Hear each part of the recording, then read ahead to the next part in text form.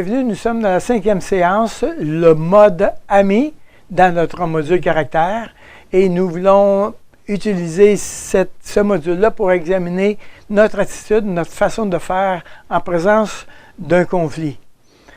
Quand une personne vient en conflit avec nous, lorsqu'il y a un obstacle à ce que nous atteignions nos buts, nous pouvons devenir un ennemi pour l'autre ou l'autre, on le considère comme un ennemi. Dans les deux cas, la résolution du problème va être beaucoup plus pénible, beaucoup plus difficile. Nous voulons travailler sur notre attitude, nous voulons construire un mode ami qui va nous permettre de rendre la chose plus facile et qui va nous conduire vers une résolution de problème. Alors, si vous le permettez, dans un premier temps, nous allons faire une petite révision de ce que nous avons déjà vu dans le mode ami. Alors, nous avons dit que dans un conflit, on peut être en mode ami ou en mode ennemi. Le mode ennemi est caractérisé par le fait que nous avons un coup raide, que nous nous braquons, nous avons de la peine à avancer ou à faire avancer la situation. Nous avons, la dernière séance, commencé à examiner la question du mode ami, c'est-à-dire qu'il s'agit ici d'une attitude de bienveillance. Et c'est la raison pourquoi on a défini le mode ami avec un mot particulier, le mot bienveillance. Et nous avons dit que la bienveillance est la disposition affective d'une volonté qui vise le bien et le bonheur d'autrui. Le bien et le bonheur d'autrui. Il y a une intention volontaire en vue de te faire du bien. Je veux voir comment est-ce que je peux te rendre heureux. Je veux voir comment la relation peut être meilleure. Et je vais rechercher le meilleur pour notre relation. Cette relation-là a été affectée par le fait qu'il y a eu un obstacle au cheminement dans lequel nous étions et ça a créé une situation de menace parce que ça nous empêche d'obtenir notre but. Et en présence de cet obstacle-là, l'attitude doit être visitée. Nous avons dit que un des éléments qui était vraiment important, c'est de reconsidérer de nouveau le but dans lequel nous poursuivons. Nous poursuivons un but qui est relié avec les passions, soit que nous voulons chercher à nous faire du bien ou à nous enlever de la douleur. Ça peut être relié avec le fait qu'il y a un obstacle parce que j'ai un achat que j'aimerais faire, parce que j'aimerais être respecté, parce que j'aimerais me sentir aimé. Et voilà qu'il y a un événement ou une situation qui m'empêche d'obtenir ça. Et nous avons mis en lumière qu'il pourrait être intéressant de réexaminer mon but et me poser la question, est-ce que mon but est en harmonie avec le but que Dieu me donne pour nous comme êtres humains? Dieu nous a dit de rechercher premièrement le royaume de Dieu et sa justice. Rechercher premièrement le royaume de sa justice. C'est intéressant que Notre Père commence par 3 requêtes particulières. Notre Père, que ton nom soit sanctifié, que ton règne vienne, que ta volonté soit faite sur la terre comme au ciel.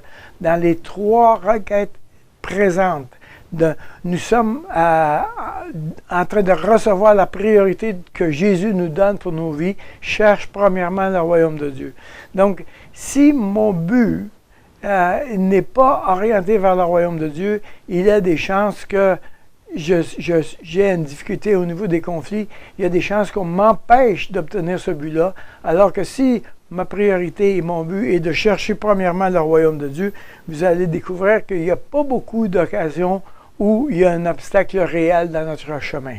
Alors, on a parlé déjà des caractéristiques du mode ennemi, la honte et la culpabilité, la perte d'authenticité, l'évitement, la peur de souffrir et l'autojustification.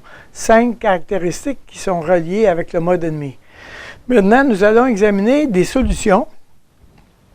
Comment est-ce que le mode ami peut parer aux caractéristiques du mode ennemi? Autrement dit, pour chaque élément, chaque caractéristique du mode ennemi, il y a aussi un élément du mode ami qui peut être développé. Alors, regardons, si vous le permettez bien, les caractéristiques du mode ami.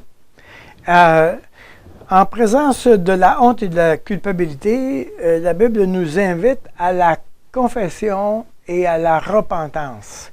Nous avons un exemple de ça dans Luc chapitre 15, où vous vous souvenez sûrement du fils prodigue. Ça dit qu'il alla se mettre au service des habitants du pays, qu'il envoya dans un champ garder les pourceaux. Étant rentrant lui-même, il se dit, combien de mercenaires chez mon père ont du pain en abondance, et moi ici je meurs de faim, je me lèverai, j'irai vers mon père, et je lui dirai, mon père, j'ai péché contre le ciel et contre toi. J'ai péché contre le ciel et contre toi. Ici, nous avons une situation où le jeune fils cadet, a mal fait les choses. Il a exigé l'héritage de son père. Il a dépensé l'héritage en folie. Et voilà qu'il réalise son tort. Il réalise comment il a mal agi envers son père. Et évidemment, la honte et la culpabilité l'assaillent. Alors, il devra retourner. Il devra retourner à la maison. Et ce qui pourrait l'empêcher de retourner, c'est qu'il demeure dans la honte et la culpabilité. Ce qui pourrait l'empêcher de renouer la relation et de défaire le conflit, c'est la honte et la culpabilité. Maintenant, il dit, j'ai péché contre le ciel et contre toi. J'ai péché contre Dieu et contre toi. Il y a la confession étant un élément majeur dans la résolution du problème. Que je sois prête à reconnaître mes torts, que je sois prête à reconnaître en quoi je n'ai pas été correct, fait partie d'une occasion où je vais dénouer la situation. La deuxième caractéristique du mode ami, c'est qu'en présence de la perte d'authenticité, rappelez-vous qu'Adam et Ève se sont fait une ceinture de feuilles de figuier. Ils se sont cachés, ils ont bâti une fausse image d'eux-mêmes. Tout à coup, on ne voit plus la personne, on ne connaît pas la personne parce qu'il y a quelque chose qu'on ne connaît pas d'elle, il y a quelque chose qui nous est dissimulé et l'autre ne se révèle pas complètement et totalement. Et la Bible nous parle de s'humilier. Ça dit dans 2 Chroniques, si mon peuple, sur qui est invoqué mon nom, s'humilie, prie et cherche la face. Ici, nous avons une indication importante que voici qui je suis réellement. Voici qui je suis réellement et je sais que je te montre quelque chose que je voulais cacher. Je te montre quelque chose pour lequel j'ai honte. Je te montre quelque chose pour lequel je me sens coupable. Et il y a quelque chose que j'ai toujours voulu te cacher ou que je n'aurais pas voulu que tu connaisses. Et voilà, je me présente à toi en m'humiliant devant Dieu et devant toi. Et voici ce qui se passe réellement. La troisième caractéristique du mode ami, c'est qu'il a la capacité de faire confiance par rapport à l'évitement. Alors l'évitement, je me cache, n'est-ce pas? Je ne suis pas disponible pour les discussions. J'évite constamment les occasions où je vais être placé dans une situation d'inconfort. Alors ici, on a une caractéristique qui est particulière. On veut apprendre à faire confiance. Apprendre à faire confiance. On a un exemple tout à fait frappant de cette situation-là où Nicodème, un chef religieux, est venu rencontrer Jésus, mais il est venu le rencontrer de nuit. Autrement dit, il voulait éviter, il voulait se cacher, il voulait ne pas s'exposer au regard des autres. Et il vient de nuit parce qu'il veut avoir une occasion de parler avec Jésus. Et qu'est-ce qui se passe? On retrouve le même Nicodème beaucoup plus loin à la croix, lorsque Jésus est descendu de la croix. Et Nicodème, maintenant, vient, et lui qui était venu de nuit, même l'Évangile nous dit, lui, ce gars-là qui s'était caché, ben maintenant, il ne se cache plus. Pourquoi? Parce qu'il a appris à faire confiance en Dieu. Il a appris à faire confiance que Dieu pouvait faire la différence dans sa vie personnelle. Il a changé son but, si on peut dire. Si, dans un premier temps, il voulait garder la face, qu'il ne voulait pas perdre sa réputation, maintenant son but est réellement le royaume de Dieu et il est prêt à s'exposer à toutes les conséquences. Il n'évitera plus la situation. La quatrième caractéristique du mode ami, c'est que je suis capable d'intégrer la substitution de Dieu plutôt que d'avoir peur de souffrir, d'avoir peur de condamnation. Je suis prêt à intégrer la substitution. De quoi on parle ici? Adam et Ève, lorsqu'ils ont péché, ils se sont cachés de Dieu. Dieu leur a posé la question, où es-tu? Et ils se sont cachés. Et Adam va répondre à Dieu, et finalement, j'ai eu peur.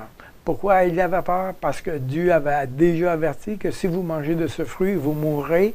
Alors évidemment, il savait la condamnation qui l'attendait et il ne connaissait pas la réaction de Dieu, comment Dieu était pour faire les choses en présence de son péché.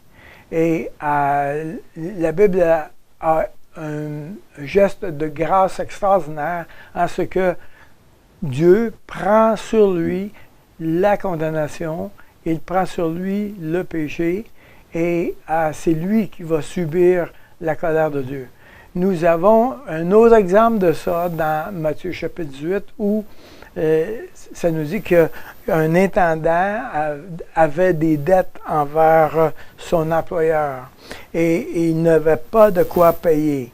Alors normalement, il aurait dû lui-même devoir payer la dette et être, on vend ses biens, on vend tout et puis on réclame paiement. Mais l'employeur dit, OK, je vais te remettre la dette. Autrement dit, c'était la substitution, c'est-à-dire moi je vais payer à ta place en ce qui concerne la dette que tu me dois.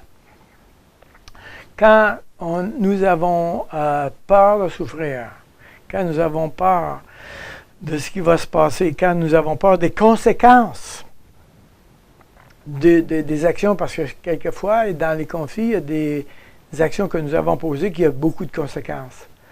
Est-ce que je peux croire que Dieu va prendre sur lui le problème sur lequel je fais face? Est-ce que je peux croire que Dieu va vraiment m'accompagner et qu'il va faire pour moi ce que moi je ne suis pas capable de faire? On appelle ça la substitution. Dieu, fais-le à ma place parce que je ne suis pas capable de le faire. Donc, on a déjà maintenant 4 caractéristiques du mode ami. Alors, tout comme lors de la séance précédente, nous allons visiter l'auto-justification de nouveau. L'auto-justification est certainement l'attitude la plus répandue, la plus commune, celle que nous pratiquons à grande échelle, qui nous fait un tort énorme dans nos relations. Nous sommes tellement familiers, tellement habitués par réflexe à s'auto-justifier que nous sommes très peu conscients que nous le faisons et que nous le pratiquons. L'auto-justification a la particularité que je veux gagner et l'autre va perdre. L'auto-justification veut démontrer que j'ai raison, que l'autre a tort. On ne le dit pas toujours nécessairement comme ça dans notre tête, mais le résultat, ça ressemble à ça. Le but de notre travail, le but d'aller dans le mode ami est de développer une conscience de ce que je pratique continuellement. Je pratique constamment l'auto-justification. Qu'est-ce que je peux faire? Comment le mode ami m'aide à résoudre l'auto-justification? C'est ça qu'on va regarder ensemble. Alors, je reviens de nouveau à la différence entre se justifier et s'expliquer parce que il y a une confusion énorme. Je dois avoir des occasions où je peux m'expliquer, mais il y a une différence avec se justifier. Puisque se justifier, je suis préoccupé avec moi-même. Je suis en train de chercher à avoir un jugement favorable. Je veux déclarer que c'est pas de ma faute. Je suis victime. Vous devez comprendre que j'ai raison, que vous avez tort. Alors que s'expliquer, c'est pas, je suis pas dans l'attitude de vouloir gagner. Je suis pas dans l'attitude que je vais avoir mon point. Je suis dans l'attitude que voici les faits, voici la situation, et ça va nous aider mieux à comprendre qu'est-ce qui se passe dans notre relation. Donc, de vouloir s'expliquer est tout à fait juste. De vouloir s'auto-justifier, ça, c'est un peu plus malsain. Alors, à l'auto-justification, on va opposer la grâce. C'est-à-dire que nous allons mettre en lumière le fait que, dans mon attitude, je reconnais que je ne suis pas toujours correct, je reconnais que je ne suis pas toujours à la hauteur et j'ai besoin de la grâce de l'autre pour pouvoir continuer. Donc, il y a une réclamation ou une demande, une prière que l'autre me fasse grâce. On a cette situation-là dans une des paraboles que Jésus a données en ce qui concerne le pharisien et le publicain. Il y a deux hommes qui viennent à Dieu, ils viennent parler, ils viennent prier Dieu, et le pharisien va dire: regarde comment je suis bon, comment c'est formidable, comment je fais des bonnes choses. Je ne suis pas comme le reste des hommes. Moi, je me compare, je me trouve bien, je me trouve formidable. Alors que le publicain, lui, devant Dieu, va reconnaître qu'il est coupable, il va reconnaître qu'il n'y a pas des choses qui sont toujours correctes dans ce qu'il a fait, et il va demander à Dieu, il va demander à l'autre: sois apaisé envers moi. Ne te place pas, ne te mets pas en colère contre moi. J'ai besoin que tu sois apaisé. Alors, Jésus va nous donner une leçon extraordinaire au niveau de l'auto-justification. Il va dire: quiconque s'élève sera abaissé et celui qui s'abaisse sera élevé. C'est un principe majeur qu'on doit considérer en ce qui concerne l'auto-justification. Alors, à quel moment est-ce que je peux observer que je suis en mode ami, que nous sommes en mode ami? Bien, c'est quand il y a beaucoup de joie, quand on peut être confortable, qu'il n'y a pas de menace, qu'il n'y a pas de danger, chacun peut être soi-même. Donc, il y a une atmosphère qui se dégage en mode ami, alors qu'en mode ennemi, je suis constamment en train de surveiller mes paroles, toujours doser, toujours calculer, parce qu'il peut y avoir une menace.